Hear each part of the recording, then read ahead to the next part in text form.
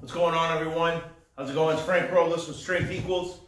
So, I know it's been a while since I made a video, and the last time I made a video, I said I was going to make a video on my actual program, the principles that I follow, and I think the principles that are great for everybody to follow not only give you the opportunity to have a great workout, they give you focus, but also allows for recovery, all of those things.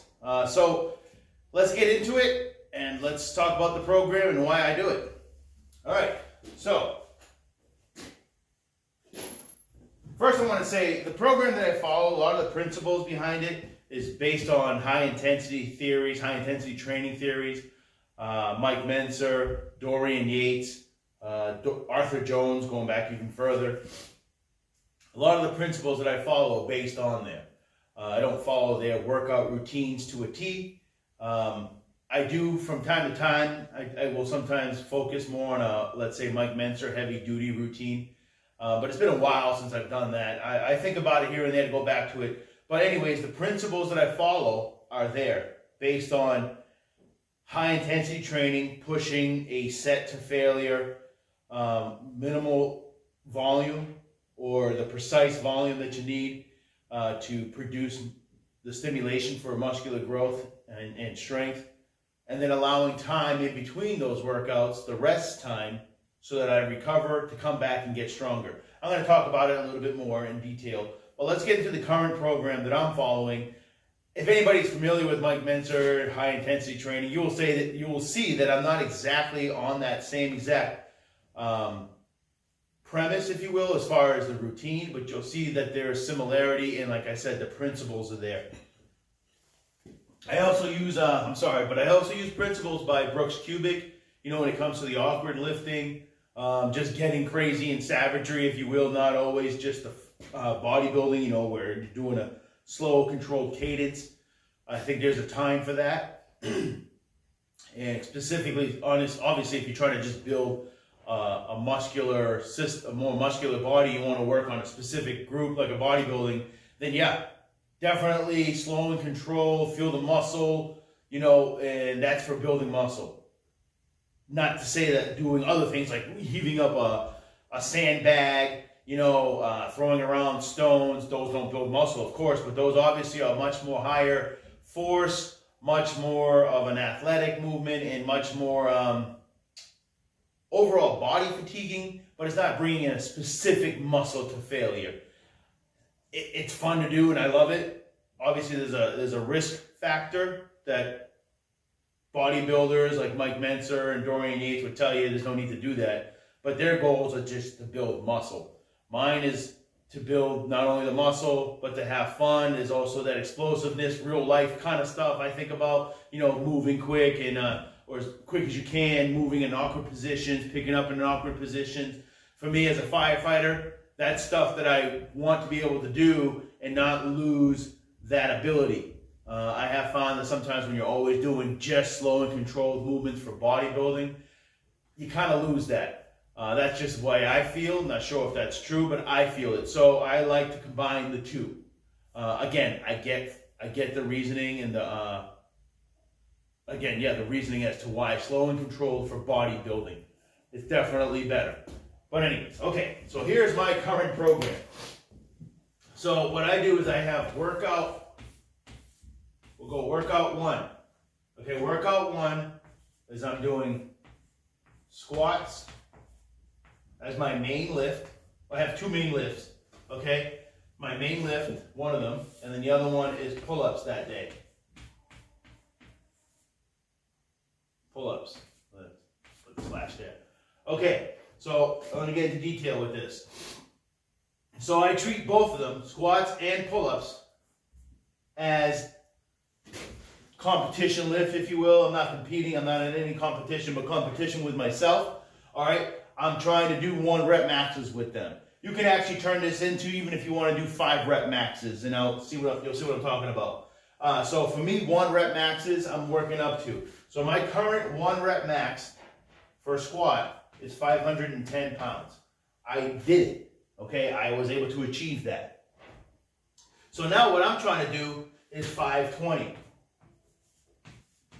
Okay, so if you can go up 30 pounds a year on your 1 rep max, 5 rep max, 10 rep max, 30 pounds a year, if you just try to think of that, in 10 years, obviously it's 300 pounds. And life isn't that linear, so in theory that would be awesome, but that's not always going to be the case, of course. Injury, you know, just circumstances get in the way, and also progress of keeping that up 30 pounds a year. At first, it doesn't sound like a lot. It really doesn't. But when you think about it, if you, like right now, I'm 5'10". My 1 rep max for squats is 510 pounds. So in 10 years, I could be doing 810 pounds. I mean, obviously there's a little bit of like, well, I don't know if you're gonna be able to keep that up at 30 pounds. But the goal is to keep pushing for that, okay? Just keep pushing for things above what you think you can do. Okay, within your capabilities. This is where knowing if you're making progress and owning that weight. I'm not saying just throw something on there that you don't know if you can do, then you can get hurt. Okay, risks are definitely needed if you want to progress, but don't be stupid with your risk. Okay, so anyways, here's my goal is 520 now, a 10-pound jump. Okay, and if you can do that, let's say every 3 months, okay, you can do that 30 pounds in the year, okay? But don't get focused on that. If you just can make 30-pound jumps, and if it takes you 2 years, then fine, whatever. Just always trying to make progress, all right? Even 10 pounds a year, of course, depending where you are. If you're at the, you know, if you're at the higher ends of your genetic potential, you know, 10 pounds, 5 pounds a year is still progress. It's better than going backwards, okay? So, okay, enough with that little tangent. All right, so my next goal is 520 pounds for the 1 rep max.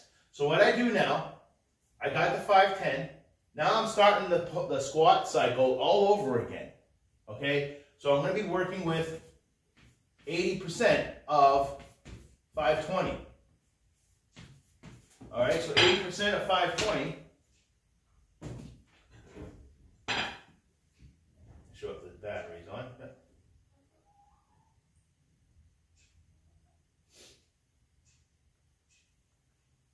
So I'm sure you know how to find percentages, but let's go with this. So 80%, so 520 times 0.8 equals 416. So you can put 415 on the bar or 420 if you want to round up, be a little aggressive, and I tend to be a little more aggressive than normal. So anyway, so my 80% technically is 416, but I'm going to put 420 on the bar. Okay, so what I'm doing is next time I do squats, I'm going to put 420 on the bar, and my goal is to get 10 reps with this, okay?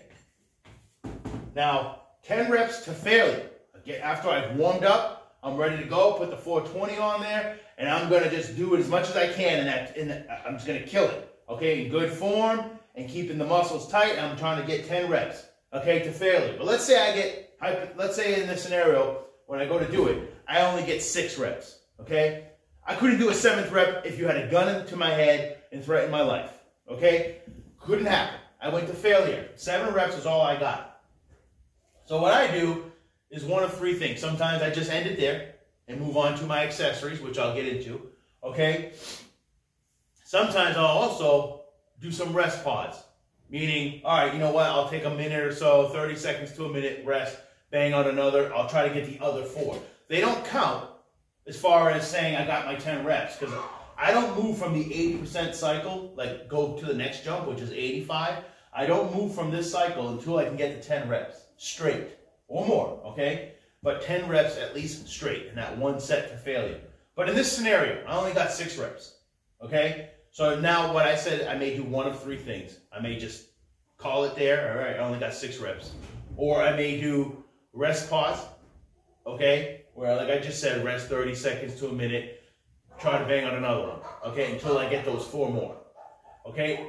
Or I may do partials with those remaining 4, okay? I mean, you know, so I only don't go down so far. If I'm in a squat rack, I set the pins, so I go down half the distance and just bang them up, okay? Do as many as you can there. And I guess I said one of 3 things, but I include this with the partials. I may also just do negatives with the 420. If you have a gym partner to help you rack that weight back up, and then go down under control, do the 4 or 5 more reps after you've gone to failure in the positive form. okay, or the concentric. Anyways, that's how I do my 80%, okay? So again, like I said, I don't leave the 80% until I get the required reps. Now, I do get the 80%. So the next time I do squats, obviously this is not going to be in the same day, but I get the 80% for squats. I did my 420 and I got 10 reps, okay? So now the next time I do squats, I'm going to hit 85% of the 520, okay? So again, same thing. I'm going to put 520 times 0.85. Now I got 442. So let's be a little more modest this time. So we're going to put 440 on the bar. Okay, so what I'm looking for to get here is 8 reps with the 440. Okay, so the reason why this is good, again, as I said, keep pushing that envelope, but you're pushing the envelope in a safe way because you are building up not only mental confidence, okay, you just did 80% with 420, okay, and you did 10 reps, you did that cycle. You're feeling confident, you obviously built up, now again, the mental confidence, but you've also built up the muscles to handle this, okay, to get to this point. Now you're going to be doing 440 for 8 reps. That's the goal. Again, let's say you only get 5 reps with this. What I discussed earlier, we do again, okay? When you can do the 8 reps with the 440, okay, now we move on to the next cycle, to the 90%. Again, of 520. Okay, I'm not going to do this. I'm just going to show you throughout the for the squats. So 520 times 0.9 is 468. So we're going to put 470 on the bar. Okay, with the 90%, I'm looking for 6 reps. Okay, same thing as before. Not to belabor this. Go longer with it. So then now, after I've conquered that, I'm going to go to the 95%. For 95%, that's 494, so let's call it 495, okay? For that, I'm looking for 4 reps. Now, these are not strict numbers. This is just what I'm looking for. I do think that as the weight gets heavier, I may adjust those numbers. Nothing wrong with just being odd. Doesn't have 10. There's nothing special about 10 reps. I think something would be around there. So let's say in the future, I was actually thinking about changing the rep scheme. You know, my 80% instead of being 10 reps, make it 9 reps. That one less rep does make a difference. So it'd be 9, 7, 5, 3. In this case, it's 10, 8, 6, 4. Nothing magical there. It's just a guideline. Okay, I just don't want to point that out there. But for now, this is how I'm doing it. All right, so 95%, okay, 495, I'm looking for 4 reps. The same thing as before. Let's say you only get 2 reps your first time doing this. You struggle to get those other 2 or do nothing and just wait till your next cycle. Okay, so now you've completed your 95%. You finally get the 4 reps, you know, just confetti falling from the ceiling, everybody celebrating. You know, it feels awesome to get the required reps. This is building momentum and building confidence, and it's giving you direction. Because now, the next time you do squats, you're going to attempt your 520. 520 won't seem as mentally scary because you can say to yourself, all right, I built up strength, I feel good, I built up confidence, I just did 495 for 4 reps. Okay, I'm going to put the 520 on there. I can get 1 rep with this. Okay, so you go for it. Okay, you get it? You're going for the 1 rep. You get it? Awesome. Again, confetti falling from the ceiling. Everybody's haranguing you. There's fireworks, right? That's all that awesomeness. Okay, you get it. So now you do what I did from this side. You go to 530 now. Now you base everything off of 530, that 80%, 85, 90. You start that cycle all over again. Now, these cycles may take you 3 months, like I said. Maybe it takes you 6 months. 6 months to go up the 10 pounds. Okay, that's fine. Doesn't matter. So what I mean by that, so if you're at 80% and you only got 6 reps one time you did it, and then you got to wait for the next time you come back around, and then you only get 7 reps. You know, you keep making this slow progress, okay, and you get 8 reps. Okay, that's how it is. It took you that long.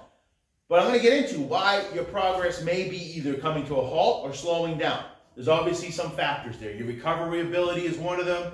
Probably your first one I should mention is where are you in your lifting? You know, for me, this is what I find, obviously, at the higher end, probably what my body can do, especially at the body weight that I'm at right now, okay? That could be a reason. Again, you're not going to be making 30-pound jumps a year your whole life, okay? So sometimes that can just be 10 pounds a jump, okay? Other factors could be involved is your recovery, okay? What is your recovery? If you're not making progress, you're not recovering, okay? The answer isn't being in the gym more, because whatever it is you're doing right now, you're not able to recover from. Okay, you're definitely, if you're training right, if you're stimulating growth, you're just not recovering enough. Okay? Excuse me. So, recovery is key. Recovery means being out of the gym and allowing your body to heal from the stimulus of the workout. Not only heal, but then to add extra, to get stronger. And that can take time. 2, 3 days, 4 days, 5 days, doesn't matter. And I don't mean allow the squats to recover and go into the gym the next day and do something else. No, I mean recover, do not be in the gym, and allow your body to do what it needs to do. Okay? So let's put this in a real life scenario. So workout 1, let's say it was on Monday. Okay? Workout number 2, which we're going to get into, is on Friday. Okay? So 4 days later. No workout in between here. No workout. Now, am I saying sit on the couch, do nothing, and stare at the ceiling, watch TV all day? Of course not. Daily life, be active, do stuff, have some active recovery. If you like to play a sport or do something, again, remember though, the more you do that's taxing, if you, like I said, if you like to play sports, if you're playing basketball Tuesday to Thursday and you're playing 3-hour full court games, that's definitely going to have a problem with your recovery on Friday. Okay, so within reason, okay, but use active recovery to help you heal, okay, but you got to keep in mind, don't let it affect your workout on Friday. You're training, remember, so if you're training, you have a purpose, and the purpose here is to get stronger, okay, so it's not about just being in the gym, it's about getting stronger. All right, so Monday, in this scenario, Monday workout was this right here. So, anyways, let's go. I also do pull-ups. Let's get in with the full workout here. Okay, so I also do pull-ups that day. Same thing, that same fashion. I have a 1 rep max with it. Then I'm trying to achieve higher 1 rep max. I do that 80, 85, 90, 95, and then attempt at 100. So that's the same for that. But I also do accessories for my squats. Okay, so after I do my squats, I do a sissy squat on my Deadlift machine. I'm able to set it up so that I can actually do a good weighted sissy squats where it really focuses here on the front side. And then I go right into a hip belt squat. I'm going to abbreviate this. A hip belt squat. I think you've seen me also on the Deadlift machine. But a hip belt squat is you got a belt on and the weight is now hanging from your hips, taking pressure off your back. Now you can just really go to failure with that. I can do heavy negatives with it. So I'll do a set of that. So with these, I do these in that, again, Mike Menser, heavy duty, 1 set to failure in controlled form. These are a little bit more controlled. Really trying to bring the muscle to failure. Okay, I've been concentrating more on this. I actually want to concentrate a little bit more on building the muscle too. So I'm bringing this to failure. All right, so that first set, I'm looking for 15 to 20 reps to failure. Once I can get 20 reps or more to failure, I raise the weight. And then right after that, I go right into the hip belt squat, 8 to 12 reps. Again, just guidelines. Once I can get more reps than 12, I add weight to that. Okay, nice and controlled. So 15 to 20 over here, and then boom, right into that. The accessories for my pull-ups. I know I'm talking fast because I don't want this to be an hour long, and I'm trying to put a lot into this. So for the pull-ups, the accessories for my pull-ups, I do pullovers. Okay, 1-arm pullovers. Okay, that's just the way I have it set up for my machine. You can do pullovers like this, you know, where you just bring in the weight like a cable into you, and you're just kind of focusing on your lats. Okay, and then right into, I do one of 2 things. In this case, right now, I'm going to pull over right into a back row. You could also switch out the back row to just doing pull-ups again. Okay, but after you've done these, the power way, if you will, do the pullovers right into the back pull-up. Okay? Right now I'm doing back row with the Deadlift machine. Anyways, okay, so that's workout number 1. Workout number 2. So in this scenario, workout number 2 is going to be 4 days later on Friday.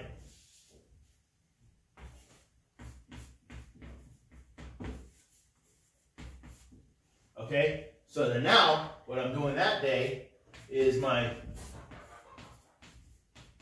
push-ups,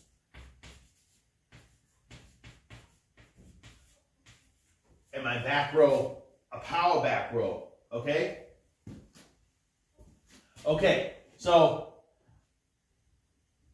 again, I have that D-lift machine that I use that I can make this into 1 rep maxes with it because I can add weight on top of my back as I'm doing a push-up. You can do bench press if this is what you want to do, dips, okay, at this time for competition if you want. Again, these don't have to be set up with 1 rep maxes. You can have your 100% be your 5 rep max, okay? So then you base everything off of that. 80 could be, all right, I want to get 20 reps with my 80%.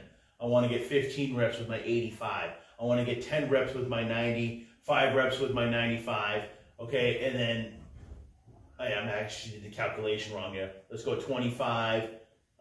25 with my 80%. 20 with my 85%. 15 with my 90%. 10 with my 95%. And then you're going for your 5 rep max. You see how I'm doing this?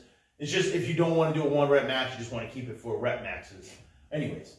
So my push-up, I do the 80, 90, the 80, 85, 90, 95, 100. Same thing with the back row. I do a power back row with that. And then I do my accessories.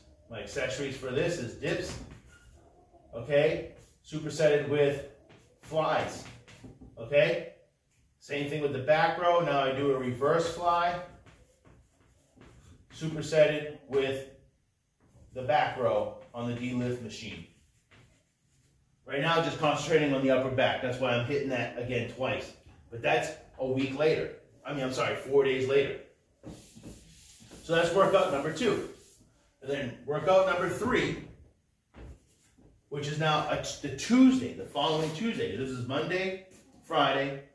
The following Tuesday is workout number 3. I'm hitting deadlift with overhead press. Okay, so same thing, that 80, 85, 90, 95, 100, that whole cycle. That's always the same. I'm going to stop saying that from now. Okay, with these 2, wherever I am in that cycle. Accessories, okay, what I'm doing right now are partial deadlifts. I'm going to put DL. Partial deadlifts, but from the bottom. Meaning with the D-lift machine, again, I use that machine a lot for different things. But it only allows me to come up to the knees. Okay, so I set it up so that I can only come to the knee. So I'm doing a partial from the bottom, really working, driving off the floor. Okay, driving off the floor with that deadlift. It really works my core, keeping all this tight. Obviously the lower back, the hammies, all of that stuff. Okay, these again, I'm doing 10 to 15 reps to failure. Okay, I actually superset that. Then I go right into what I call Zerker stiff leg. Again, with the D-lift, I do this. The Zerker stiff leg is very much like this. And I think of it as for a couple of things. When I'm picking up stones, I also think of it as, again, as a firefighter picking people up. Okay, but what I do is I put the bar, if anybody's ever seen a Zerker squat, I put the bar in the crook of my elbow. Okay, and I come down like this. So I'm getting the stretch like a stiff leg. I'm like this, keeping that in my elbow, and then coming back up. Okay, so I'm doing one of these. Almost like you're picking a person up by their armpits, okay? Or you're picking up a stone that you're trying to get under, okay? Doing those. Really going to feel that in your back, your hips, your butt, all that stuff, okay? Accessories for my overhead press. I do a high pull. Then I do go into what I call, I don't know where I came up with this, but someone told me John Grimmick, weightlifter from the 40s, 30s to 50s, John Grimmick used to do these presses where he would take the barbell, hold it with like he's doing a curl, and do this, up. Wouldn't really lock out with the triceps, just come on up to really work this side of the front of of the press. So I call it the Grimmig press, G press. Okay, so I kind of do these. Then as a pre-fatigue, I go right into a Viking press.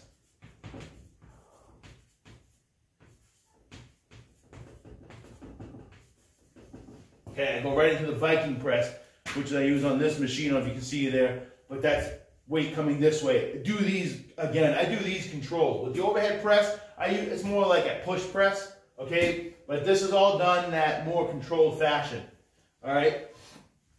All right, so that's workout number 3. Again, these are all done on 8 to 12 reps, 8 to 12 reps. And then by the time I get to here, shoulders are pretty spent. I'm looking for like 6 to 10 reps, okay? Anyways, that's that. That's workout number 3. Workout number 4, which is the last of the cycle, is my awkward strongman day, if you will. So this would, again, we had Monday, Friday, Tuesday, Saturday, okay? I'm doing picking up the stones, okay? Now, I don't have an 80, 85, 90, you know, all that cycle with these. What I do is I either am picking up and say, all right, I want to pick up the stone 5 times today. Hopefully, you know, not hopefully, but let's see if I can pick up this stone 5 times. Once I can get a stone more than 5 times, I either get a heavier stone or do something different with it. So I have a big stone, as you guys have seen, the big 360 stone during the winter. I'm not really outside walking with it, but in here, I'm picking it up. And I'm trying to hold this for as long as I can. Once I can hold it for more than 90 seconds, okay, I may choose to now do something different. I'm going to try to pick it up 10 times to failure, okay? But anyways, I'm always playing a little bit different with the stone. Sandbags, those I can increase weight. So what I do with those, if I'm doing a bag to shoulder, okay, once I can do 6 reps, let's say, in 90 seconds, I raise the weight. So that sandbag, I've raised the weight from 150 pounds when I started doing this to now doing a sandbag with 245 pounds bag to shoulder. Okay, trying to get 6 of those in 90 seconds. Once I can get 6 of those in 90 seconds, I move the weight up. Okay, so right now what I'm currently doing for my awkward stuff is, like I just said, holding the stone.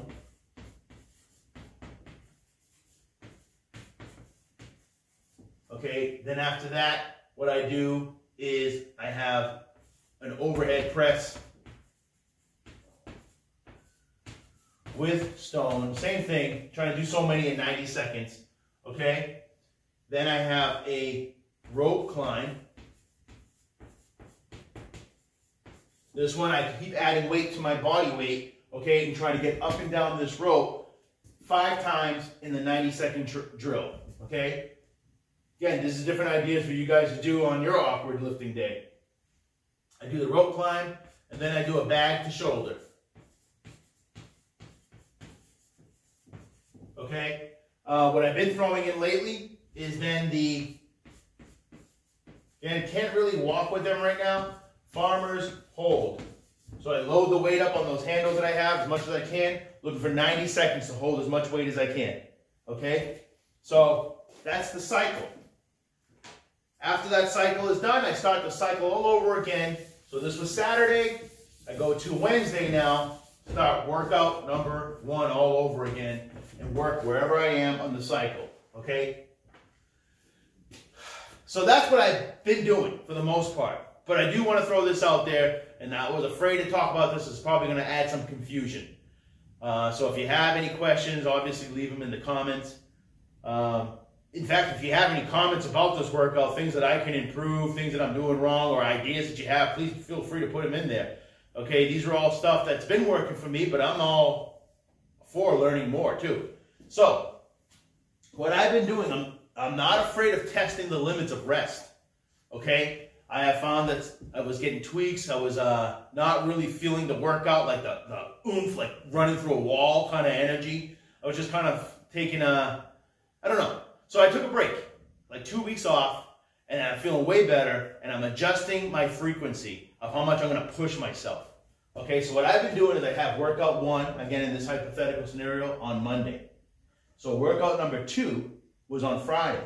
So what I've been doing on workout number 2, which is my scheduled workout that day, is the push-ups and back row. I don't go hard with that workout. I stay at like 50% of that workout. Okay, I don't go higher than 50%. It's just kind of going through the motions, kind of getting myself ready. So then now the following workout, which will be Tuesday, okay, so at this point it's been 8 days since I've worked out really hard. Okay, it's on that Tuesday that I now do workout number 2 at full tilt, wherever I am, at 80% or whatever. I'm pushing everything to failure. Okay, then workout number 3, that following workout on Saturday, okay, it's a 50% workout. So basically every other workout's 50%. Working out hard once a week and every other workout is 50%.